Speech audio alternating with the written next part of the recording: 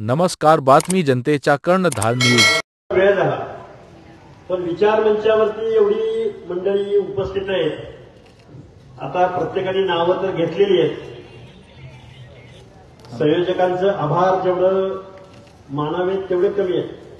अंधारे साहेब, विशेष करून ढवळेताई, सगळेच मंडळी, सगळ्यांची नावं आहेत, मी घेईनच नावं. बाळासाहेब, तुम्ही म्हणालात की आपण आता काहीतरी दिलं पाहिजे लोकांना, कारण आपण ओबीसीची चळवळ लढतो आहोत. गेली वर्ष 2 वर्ष उपोषणं चालू आहेत, आंदोलनं चालू आहेत. चव्हाण सर, रास्ता रोको आंदोलनं चालू आहेत. आरक्षण टिकलं पाहिजे असं तुमचं आमचं सगळ्यांचं म्हणणं आहे. पण आता निवडणुकांची अधिसूचना जाहीर झाली आणि जशी निवडणुकांची अधिसूचना जाहीर झाली तसं गडी वेगवेगळ्या पक्षातलं आधे इधर जाओ, आधे उधर जाओ,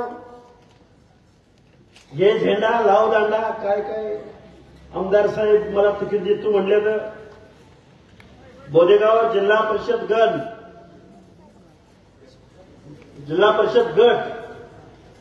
अंधारे साहेब ओपन आहे, पण जिल्हा परिषदेमध्ये मेंबर होणार तो ओबीसीचाच. हे मी तुम्हाला लिहून देतो.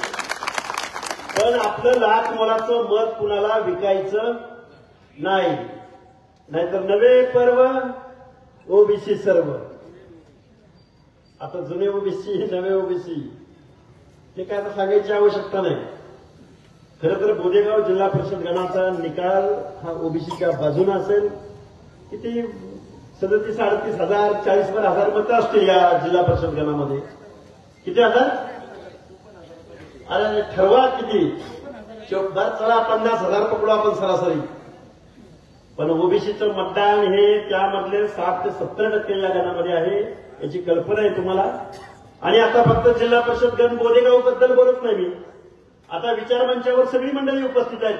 सुरेश आव्हाड साहेब आहेत, झारगड साहेब आहेत, माऊली शिरसाट आहेत, आमचे मित्र अरुण जाधव साहेब आहेत, शेटे साहेब आहेत, संगीताताई, आमचे दिलवाले साहेब, चव्हाण सर, आमचे बाळासाहेब, आमचे नेते आहेत, रामशेठ अंधारे, बजरंग सानप, बळीराम खटके. आता मी हे बघा सगळ्यांची नावं ही लढणारी माणसं आहेत आणि प्रत्येक तालुक्यामधली आहेत.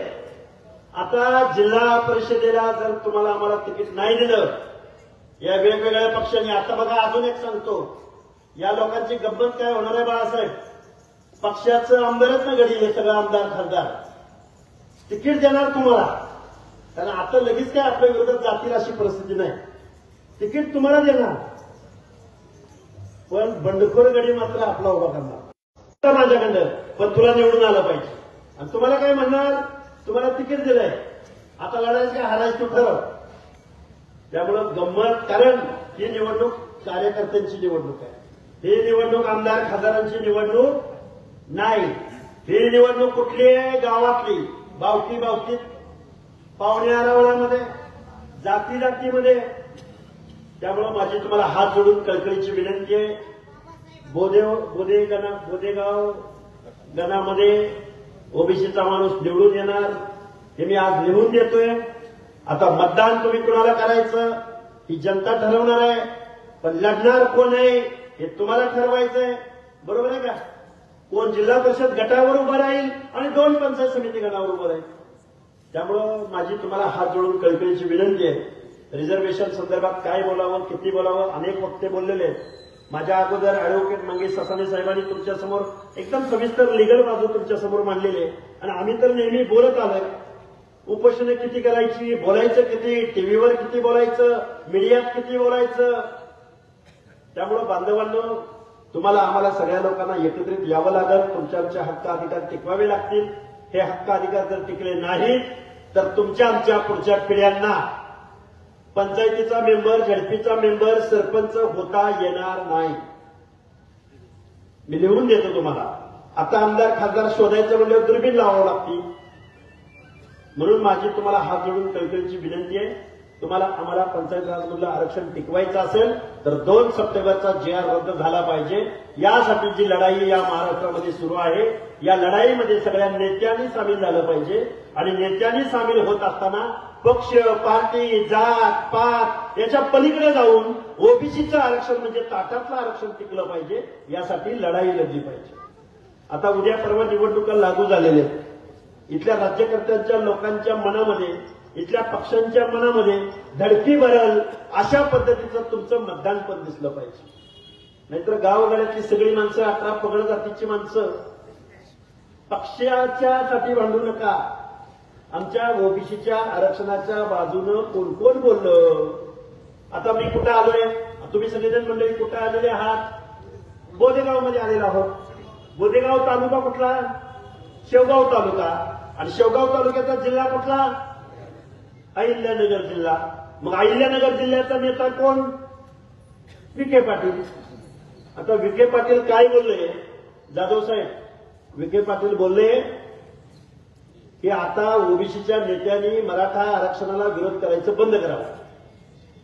आणि त्यात ते बोलता बोलता थोडं काय बोलले आमदार साहेब?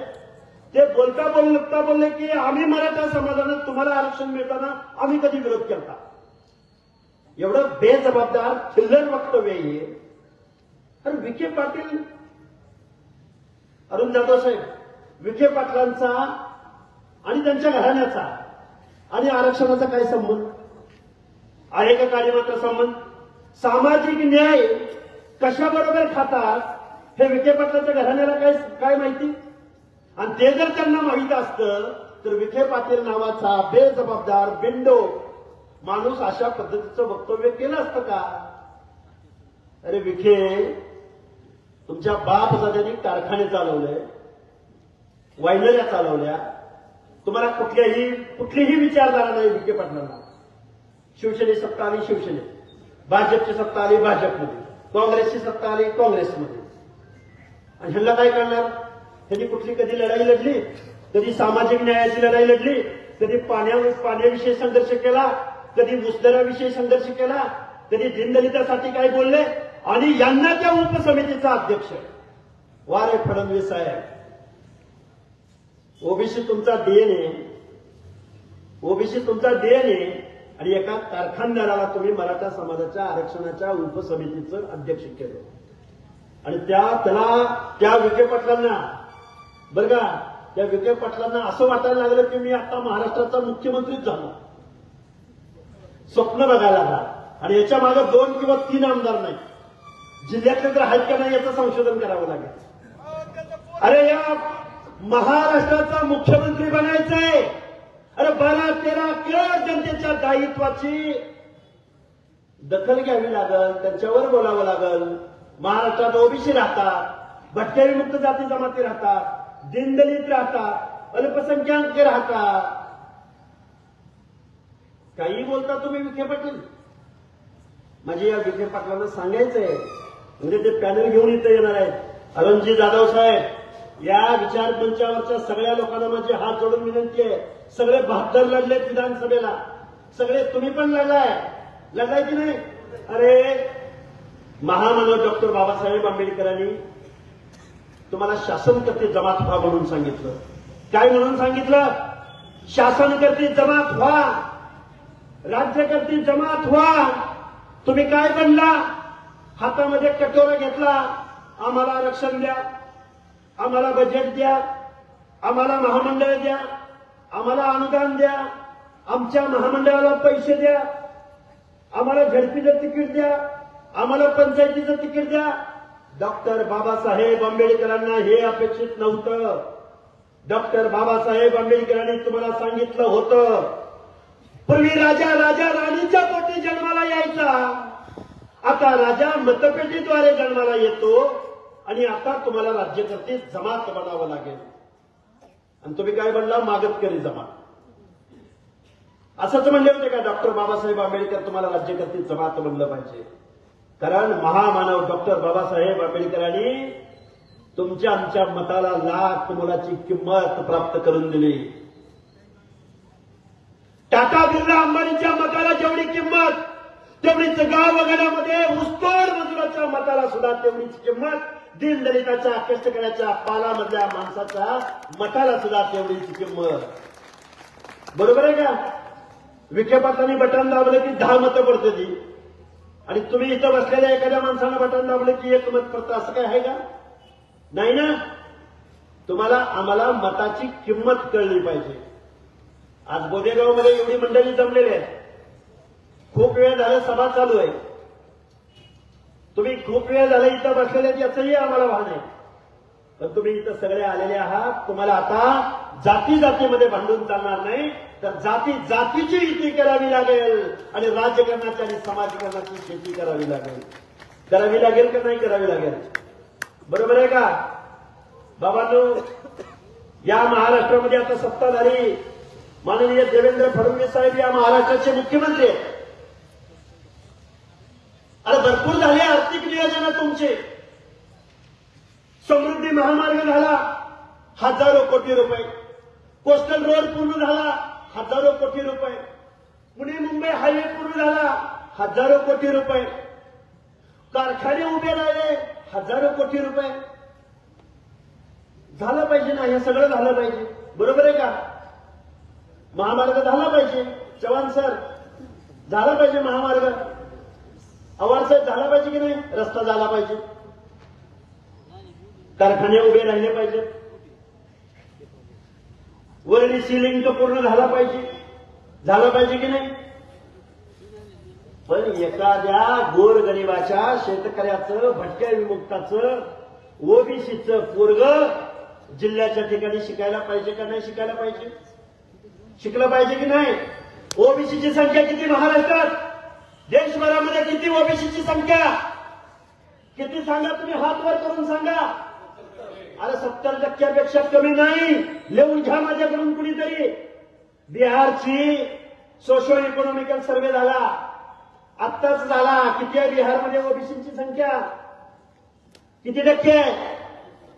महाराष्ट्रामध्ये 60% खाली 1% जरी ओबीसीची संख्या आली तर आम्ही राजकारण समाजकारण बंद करू. मग एससी बांधव, मग एसटी बांधव, मग माझ्या मुस्लिम समाजामधली सगळी माणसं, गाव वड्यातला माळी, साळी, कोळी, तेली, हटकर, धनगर, संगर, वंजारी, लोणारी, परीट, गुरव, गडशी, नाभिक, सुतार, लोहार, वडार, बेंदार, माझ्या मुस्लिम समाजामधला छप्परबंद, कासार, तेली, तांबोळी, बागबान. अरे ही मंडळी कोण आहेत? तुमच्याबद्दल कोण बोलणार? आता इथं अरुण जाधव नावाचा इथं एक कोलाटी समाजाचं त्यांनीच सांगितलं. कोलाटी समाजाचं एक पोरग इथं बसलंय, त्याला संविधान कळलंय, त्याला बाबासाहेबांचं मानवतेचं तत्व कळलंय, रिझर्वेशन पॉलिसी कळली, सामाजिक न्याय कळलाय. त्या पोराला वाटतंय मला महाराष्ट्राच्या विधानसभेमध्ये जायचंय. काय वाटतंय अरुण जाधवला? मला महाराष्ट्राच्या विधानसभेमध्ये आमदार म्हणून जायचंय. पण तशी परिस्थिती कोलाट्याच्या पोराला निवडणूक लढण्याची आणि लढायला उभं राहिलंच तर इथला कुठलाही पक्ष त्याला तिकीट देणार नाही. तिकीट दिलं तर तो निवडून येणार नाही. आणि निवडून नाही आला तर माझ्या भटक्या विमुक्त जातीच्या पोरांची समस्या काय आहे, त्यांच्या माणसांची समस्या काय आहे, हे महाराष्ट्राच्या कायद्याच्या सभागृहाला कळणार नाही. आणि सभागृहाला नाही कळलं तर उचल पाल आणि पुढच्या गावाला चाल. काही चुकीचं बोललो का? उचल पाल आणि पुढच्या गावाला चाल. या महाराष्ट्रामध्ये किती डीसीसी बँका आहेत अंधारे साहेब? त्या डीसीसी बँकामधून एखाद्या ओबीसीला, एखाद्या माझ्या नाभिक बांधवाला, सुतार बांधवाला, लोहार बांधवाला, कुंभार बांधवाला 2-4 लाखाची स्कीम किंवा योजना मिळते का? कर्ज मिळतं का? मिळालं असेल तर कुणी हात वर करून सांगा. मिळतं का कर्ज? नाही मिळत. डीसीसी बँकेचा एखादा आहे का जिल्हाध्यक्ष? कोण जिल्हाध्यक्ष नाही, डीसीसी बँकेचा अध्यक्ष कोण आहे का एखादा ओबीसी? महाराष्ट्रात 200 कारखाने आहेत. एखादा दुसरा अपवाद सोडला तर कारखाने कोणाचे? चिलिंग प्लांट कोणाचे? शिक्षण संस्था कोणाच्या? कुणाचे हे सगळं? आम्ही मागास झालो आणि आम्ही मागास झालो. आमची पोरं रस्त्यावर आली आणि आम्हाला नोकऱ्या मिळणार आणि कमी मार्कवाल्याच्या हाताखाली आम्हाला काम करावं लागतंय. लायकी नसलेल्याच्या हाताखाली आम्हाला आता काम करावं लागतंय. कोण बोललं गेल्या 2 वर्षाच्या कालावधीमध्ये आरक्षण गरिबी हटवचा प्रोग्राम आहे. आरक्षण मिळाल्यानंतर प्रत्येक घरामध्ये झडपी मेंबर होणार आहे का? प्रत्येकाच्या घरामध्ये कलेक्टर होणार आहे का? प्रत्येकाच्या घरामध्ये तहसीलदार होणार आहे का? आरक्षण म्हणजे प्रतिनिधित्व आहे. आरक्षण म्हणजे प्रत्येक समूहातल्या एखाद्या माणसाला या निर्णय प्रक्रियेमध्ये सामील होता आलं पाहिजे. आरक्षण म्हणजे प्रतिनिधित्व आहे. आरक्षण म्हणजे गरिबी हटाव नाही. आरक्षण म्हणजे प्रत्येकाच्या घरावर सोन्याची कौलं नाही. असं असतं तर माझ्या एससी एसटी बांधवाच्या घरावरती अरे सोन्याची कौलं आली असते.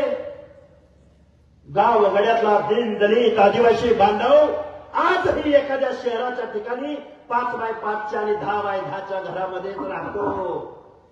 विखे पाटील, सोशल जस्टिस कळायला तुम्हाला 10 जन्म घ्यावे लागतील. अरे दारूचा कारखाना काढला म्हणजे आरक्षणाचं धोरण तुला कळलं का? आता तुम्ही म्हणाल तो कुठं तुम्ही कुठं. अरे गाव गड्यातला एका मेंढपाळाचा पोरगा, गोरगरिबाचा पोरगा, ज्याचा बाप ग्रामपंचायतीचा सदस्य कधी होऊ शकला नाही, त्याचं पोरग तुमच्या समोर इथं येऊन बोलतोय. का बोलतोय? कारण गाव गड्यातली 18 पगड जातीची माणसं तुम्ही जाती जातीमध्ये विभागला गेला. या ओबीसीची वज्रमूठ या महाराष्ट्रामध्ये उभी राहायला लागली. अरे आपलं गणित बिघडतंय. अरे हे ओबीसी एकत्र आले तर आपलं काही खरं नाही. लगेच गडी मग तो पंडित असू द्या, टोपे असू द्या, सोळंकी असू द्या, बजरंग सोनवणे असू द्या, रोहित पवार असू द्या. ती रोहित पवार, शरद पवारची तिसरी पिढी,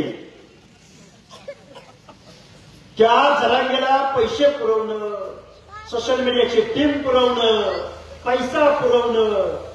इकडं मुंबईला जरांगे पाटलाच्या स्टेजवर जाऊन सुप्रिया सुळे पाठिंबा देते, राजेश टोपे पाठिंबा देतो, शरद पवार पाठिंबा देतात, रोहित पवार पाठिंबा देतात. आणि तिकडं मंडल यात्रा काढली. कुणी? राष्ट्रवादी काँग्रेसनं. जारगडा साहेब बरोबर का? पैठण हा बाप बेटे सगळे घेऊया. आता सगळ्यांची नावं घ्यायची म्हणलं तर खूप गडबड होईल. हे तुम्हाला काय सांगतोय मी? ओबीसीने ओबीसीला मतदान करायचं आणि ओबीसीचा माणूस नाही भेटला ना एससी एसटीला मतदान करायचं. एससी एसटीचा माणूस नाही भेटला ना माझ्या मुस्लिम समाजाला मतदान करा. आणि आता फक्त ओबीसीवर नाही लढायचं, ओपनच्या जागेवर लढायचं. ओपनच्या कुठल्या जागेवर लढायचं? नाही तुमचं मतदान तिथं. आता बोधेगाव ओपन आहे, तुमचं मतदान नाही. मग कोण होणार इथला सदस्य? तुमचाच सदस्य होणार. पण एकी महत्वाचे, आता जर भांडत बसला ना, आता जर भांडत बसला आणि शिक्षण नोकऱ्या सोडून द्या. आता कुठं राहिल्यात नोकऱ्या? अरे शिक्षण संस्था यांच्या, कारखाने यांचे, उद्योगधंदे यांचे, आमदार खासदार हे. कुठं तुमचं रिप्रेझेंटेशन नाही विखे पाटील. तुम्ही म्हणला ना, तुम्ही दिलं ना आरक्षण, तुम्ही काढलं ना जीआर. अरे कुठं तुमचं रिप्रेझेंटेशन कमी पडलं ते सांगा. महाराष्ट्राच्या विधानसभेत आमदार कमी पडले तुमचे, खासदार कमी पडले तुमचे, तहसीलदार कमी पडले तुमचे, एसपी कमी पडले का कलेक्टर कमी पडले? आणि मराठा मागास झाला असेल, अरे मग पुढे गेला कोण? काय आहे व्याख्या? अंधारेची व्याख्या काय? OBC, other backward classes. वकील साहेब, बॅकवर्ड क्लास म्हणजे काय? मागास वर्ग, सामाजिक मागास. सांगतो ना, 2 शब्दाचा अर्थ समजावून सांगून अगोदर. मागास वर्ग, इतर मागास वर्ग. मी एक तुम्हाला शेवटचं बाबासाहेबांचं उदाहरण सांगेन, पण त्याच्या अगोदर सांगतो. मागास वर्ग, मागास वर्ग म्हणजे इथल्या व्यवस्थेपासून किंवा विकासाच्या रेषेपासून जी लोक खूप मागे राहिलेत, मागे पडलेत, मागास राहिलेत, तो मागास वर्ग. आणि मग जर मराठा मागास राहिला असेल तर त्या लाईनवर पोचलं कोण? त्याचा अभ्यास करायचा नाही, त्याचं प्रतिनिधित्व तपासायचं नाही. इम्पेरिकल डेटा म्हणतात त्याला. महाराष्ट्राच्या मागणं उत्तरांचलनं डेटा गोळा केला, बिहारनं गोळा केला, तेलंगणानं गोळा केला, कर्नाटकानं गोळा केला, पण ज्या महाराष्ट्राच्या भूमीमध्ये ओबीसीचं आरक्षण चॅलेंज झालं त्या फुले शाहू आंबेडकरांच्या महाराष्ट्रानं मात्र ओबीसीचा इम्पेरिकल डेटा गोळा केला नाही. कारण महाराष्ट्र सामाजिक न्यायाची भूमिका घेणाऱ्या माणसांच्या हातामध्ये नाही. महाराष्ट्र कुणाच्या हातामध्ये आहे तर घराणेशाही चालवणाऱ्या, कारखानदारी चालवणाऱ्या आणि दारूचे कारखाने चालवणाऱ्या माणसांच्या हातामध्ये महाराष्ट्र दिला. इकडे आला विखे, तिकडे आले पवार, तिकडे गेले मोहिते, इकडे गेले पंडित आणि इकडे कोण तुमच्याकडे काय पैठण घुमरे घुमरे चार्लिंग चापली कोण ते कोण चार्लिंग चापली काय चिखलीकर काय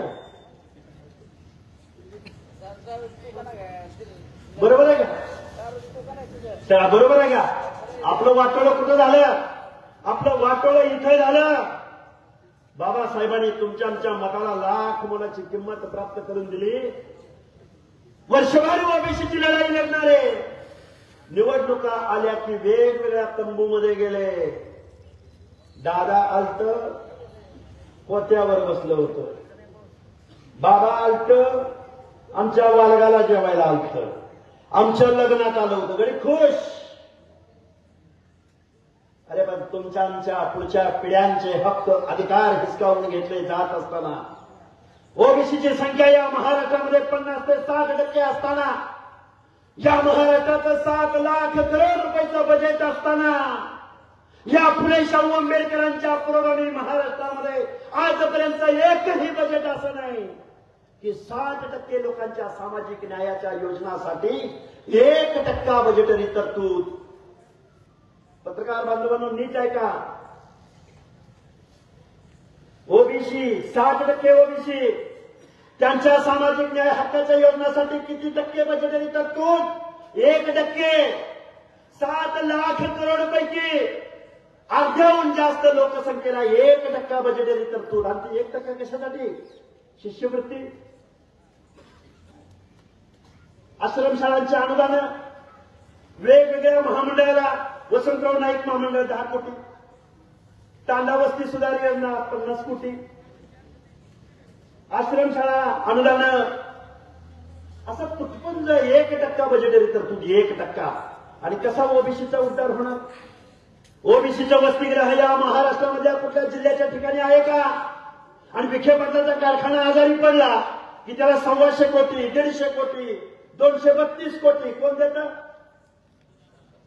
तुम्ही आम्ही गावगाड्यातल्या माणसांनी ज्यांना मतदान केलं, ज्यांना आमदार केलं, ज्यांना खासदार केलं, ज्यांना कारखानदार बनवलं, त्या माणसांनी कारखानं काढलं, त्या माणसांनी दारूचं धंदा काढलं, त्या माणसांनी दुधाचा धंदा केला. सत्तेतनं पैसा आणि पुन्हा पैशातनं सत्ता. ताटातनं सांडलं वाटीत, वाटीतनं सांडलं ताटात. आणि तुम्ही आम्ही काय? सरपंच, डायरेक्टर, पंचायतीचा मेंबर, झडपीचा मेंबर. आता पीटी चव्हाण सर माझे झडपी मेंबर आहेत. चव्हाण सर, झडपीमध्ये जाऊन काय काय केलं जातं? रस्ता उखडलाय, रस्त्यावर डांबर टाक, गावातला लाईट गेलाय, लाईट बसव, शाळेचं पत्र उडलेलं पत्र बसव. आणि ते बी किती? आमदाराच्या त्या पालकमंत्र्याचं पाय धरून धरून धरून धरून फार घायकुतीला येतंय. पंचायत समितीची आता काही सांगायची गरज नाही आणि ग्रामपंचायतीचं तर काय सांगायची गरजच नाही. तुम्ही आम्ही कुठं आहे? पंचायतीमध्ये. हे जबाबदारी कुठं आहे? गावगाड्यामधल्या पंचायतीचा मेंबर, गावगाड्यामधला सरपंच, गावगाड्यामध्ये सभापती होऊन चालणार नाही. जिथं तुमच्या आमच्या हिताचा कायदा लिहिला जातो त्या महाराष्ट्राच्या विधानसभेमध्ये आणि देशाच्या लोकसभेमध्ये, अरे त्याच्यासाठी भांडा. एक स्वर्गीय गोपीनाथराव मुंडे नावाचा माणूस या महाराष्ट्रामध्ये जन्माला आला की नाही? कुठला माणूस? बीड जिल्ह्यातला नाथरा गावचा. देशाच्या संसदेमध्ये गेला. भगवानगडावर बोलायला लागला की काय बोलायचं माहितीये का? मला भगवानगडावरून दिल्ली दिसते म्हणले की नाही? आणि दिल्लीत गेले की नाही? कारण गावगाड्यातल्या 18 पगड जातीच्या मनामध्ये विश्वास निर्माण करायचं काम कोणी केलं तर ते स्वर्गीय गोपीनाथराव मुंडेंनी केलं की नाही केलं? मग आता ओबीसी कसा एक करायचा? ओबीसीचं आरक्षण गेलंय, ओबीसी एक होईना. ओबीसीचे हक्क अधिकार हिसकावून घेतलेत, ओबीसी एक होईना. ओबीसी हा सायलेंट व्हॉइस आहे. पत्रकार बांधवांना माझं सांगणं आहे, देशभरामधला ओबीसी जागा झाला पण माझ्या महाराष्ट्रामधला ओबीसी जागा झाला नाही. त्याचं कारण चव्हाण सर असं आहे, ज्यावेळी ओबीसी म्हणून लढायची वेळ आली, ज्यावेळी टाटातलं आरक्षण वाचवायची वेळ आली, त्यावेळी तुमच्या आमच्या जातीमध्ये भांडणं लावली जाणार आहेत. पण त्याच्यापासून आपण सावध राहिलं पाहिजे. आपण आपल्या वेगवेगळ्या जातीच्या लढाई असू शकतात. 450 जातींना एकत्र आणणं जाधव साहेब खूप अवघड आहे. पण ज्यावेळी कर्नाटकचा मुख्यमंत्री सिद्धरामय्याकडे आम्ही पाहतो त्यावेळी ही गोष्ट अवघड वाटत नाही. म्हणून माझी या बोदेगाव मधल्या सगळ्या लोकांना हात जोडून कळकळीची विनंती आहे. तुमचं आरक्षण आज गेले म्हणून मी सांगतोय, जबाबदारीने सांगतोय. परत कधीतरी 1 तासभर बोलेन. तुमचं आज रोजी आरक्षण गेलंय कारण तुमचा कुठेतरी एखादा सरपंच, एखादा पंचायतीचा मेंबर झेंडावंदनाची दोरी वडत होता. मग गावचं पाटील आम्ही, आमदाराचा चेला बी, वसुली एजंट बी. पण गावचा सरपंच म्हणून कोण झाले? तांड्यावरची बंजाराबाई झाली किंवा माळ्याच्या, काळ्याच्या, कोळ्याच्या, तेल्याच्या घरचा माणूस झालाय. याचं दुखणं या मंडळींना होतं म्हणून तुमचं आमचं ओबीसीचं आरक्षण संपवलंय. आणि त्याला साथ कोणी दिली तर इथल्या आमदार खासदारांनी दिली. त्याला साथ कोणी दिली तर सगळ्या पक्षाच्या प्रमुखांनी दिली. सगळ्या, एका दुसरा अपवाद सोडला बाळासाहेब आंबेडकरांसारखा, तर बाकी सगळ्या लोकांनी या आरक्षणाचं संपवण्याचं जे कारस्थान या महाराष्ट्रामध्ये झालं, ही सगळी मंडळी त्यामध्ये सामील झाली. खूप जबाबदारीनं बोलतोय, खूप विचारानं बोलतोय. ओबीसीचं आरक्षण आज रोजी संपलेलं आहे. आता बळीराम तात्यांनी सांगितलं, अंतरवली सराटीमधला पोलीस पाटील कोण झाला? अंतरवली सराटीचा पोलीस पाटील ज्याचं मेरिट कमी होतं, बोगस कुणबी सर्टिफिकेटद्वारे अंतरवली सराटीचा पोलीस पाटील ज्या गावात जरांगी उपोषणाला बसला त्याच गावामधलं ओबीसीचं आरक्षण चालू झालं. तुम्ही आम्ही अरे बाबानो, ओबीसीच्या आरक्षणाला आजचा विरोध नाही. देशाला स्वातंत्र्य 47ला मिळालं, घटना अस्तित्वात 50ला आली. तुम्हाला आम्हाला आरक्षण खरं कायद्यानं मिळालं 1994ला. 28, 29, 30 वर्ष झाली असतील. माझी तुम्हाला हात जोडून कळकळीची विनंती आहे,